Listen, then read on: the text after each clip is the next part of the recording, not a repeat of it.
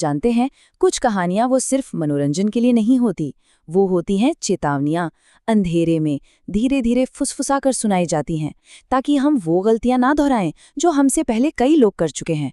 तो आज हम अनकहे किस्से चैनल की ऐसी ही 2 कहानियों की गहराई में उतरेंगे और देखेंगे कि इनके अंदर आखिर कौन से खौफनाक राज दफन हैं। तो चलिए देखते हैं कि आज हम क्या क्या जानने वाले हैं। सबसे पहले खौफ की 2 कहानियों से शुरुआत होगी, फिर बात करेंगे कश्मीर की उस धोखेबाज आत्मा की, और उसके बाद सीलमपुर के राक्षसी दुल्हन की। फिर हम इन दोनों की बनावट को समझेंगे, जानेंगे कि इनसे बचने के लिए क्या क्या किया गया, और आखिर में सबसे जरूरी बात, अंधेरे में छुपी उस चेतावनी को समझेंगे।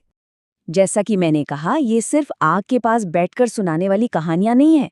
नहीं, ये तो डर के वो नक्शे हैं जो हमारी ही कमजोरियों का फायदा उठाते हैं। ये बताती हैं कि कैसे बस एक गलत फैसला मौत का बुलावा बन सकता है।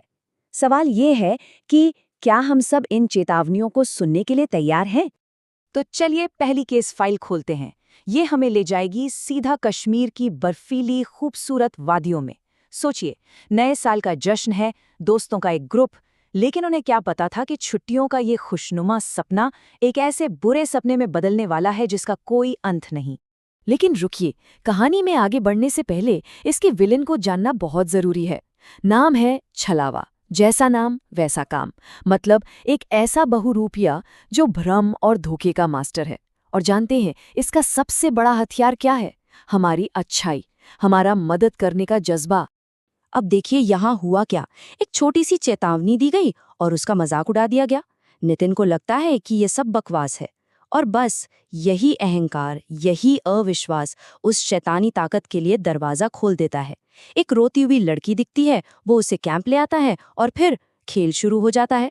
वो लड़की गायब होती है, एक खौफनाक रूप सामने आता है, हमला होता है, और जब वो भागने की कोशिश करते हैं तो छलावा नितिन पर ही कब्जा कर लेता है। अंत में नागा साधुओं की मदद से ही कुछ लोग बच पाते हैं। और फिर आते हैं ये शब्द। अब तो तुम समझ ही गए होगे कि मैं कौन हूं। चलोगे ना मेरे साथ? सोचिए, ये वो लम्हा है जब मदद का वो मासूम नकाब उतर जाता है और सामने खड़ी होती है खौफनाक सच्चाई। अब वहां कोई बेचारी लड़की नहीं, बल्कि एक भूखा राक्षस था। तो चलिए कश्मीर के बर्फ से निकलते हैं और चलते हैं सीलमपुर गांव, हमारी दूसरी केस फाइल। यहाँ एक खतरनाक शॉर्टकट एक ऐसे खौफ की ओर ले जाता है जो बस हमला नहीं करता, नहीं, ये तो परिवार के घर और दिल दोनों में अपनी जगह बना लेता है। और इस कहानी की विलन है पिशाचिनी। देखिए, ये छलावे से बहुत अलग है। एक ऐसी राक्षसी जो बस एक बार हमला करके गायब नहीं हो जाती ना, ये तो घर में घुसती है, परिवार का हिस्सा बनती है, और फिर अंदर से धीरे धीरे सब कुछ खोखला कर देती है। यहाँ भी देखिए, कहानी एक चेतावनी को नजरअंदाज करने से शुरू होती है। विवेक माँ की बात नहीं सुनता, जंगल का रास्ता लेता है। उसे एक रोती हुई औरत मिलती है, वो उसे घर ले आता है और अगले ही दिन उससे शादी कर लेता है। धीरे धीरे वो पिशाचिनी घर में अपनी पकड़ बनाती है। पहले माँ को रास्ते से हटाती है और फिर विवेक को भी अपनी तरह बना लेती है। ये एक ऐसा खौफ है जो दरवाजे पर दस्तक नहीं देता, बल्कि घर के अंदर ही रहता है और सब कुछ तबाह कर देता है। आखिर में गांव वालों को पूरा घर ही जलाना पड़ता है। तो हमारे सामने 2 बहुत ही अलग तरह के खौफनाक प्राणी हैं। एक जो बिजली की तरह अचानक हमला करता है, और दूसरा जो मीठे जहर की तरह धीरे धीरे फैलता है। चलिए अब इन दोनों की चीरफाड़ करते हैं और देखते हैं कि इनमें क्या एक जैसा है और क्या अलग है। ये टेबल देखिए, बहुत दिलचस्प है।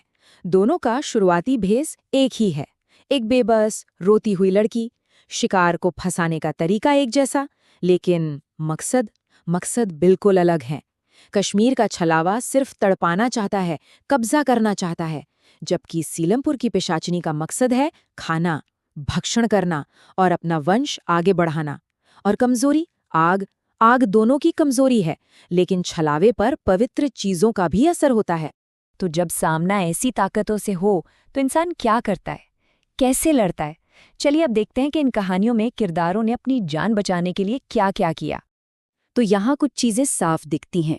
पहली, आस्था के हथियार। रुद्राक्ष और भभूति ने छलावे के खिलाफ काम किया। दूसरी, आग की शक्ति।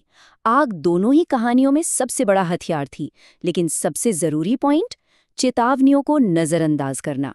दोनों कहानियों की जड़ यही है। एक दोस्त की बात नहीं मानी गई, दूसरी में माँ की। और एक और फर्क है, कश्मीर में लोग घबराकर बस भाग रहे थे, जबकि सीलमपुर में विक्रम ने दिमाग से काम लिया और पूरे गांव की मदद ली। यही फर्क अक्सर जीत और हार तय करता है। तो जब ये सारा खौफ खत्म हो जाता है, जब धूल बैठ जाती है, तो आखिर में हमारे पास बचता क्या है? कौन सा सबक है जो हमें इन कहानियों से सीखना चाहिए? और सबक बिल्कुल साफ है। दोनों कहानियां एक चुनाव से शुरू होती हैं। एक किरदार एक चेतावनी को नजरअंदाज करता है और एक खतरनाक रास्ता चुनता है। इसका मतलब क्या हुआ? मतलब ये कि सबसे बड़ा खतरा बाहर नहीं होता, हम खुद अपने अहंकार या जल्दबाजी में उस खतरे के लिए दरवाजा खोल देते हैं।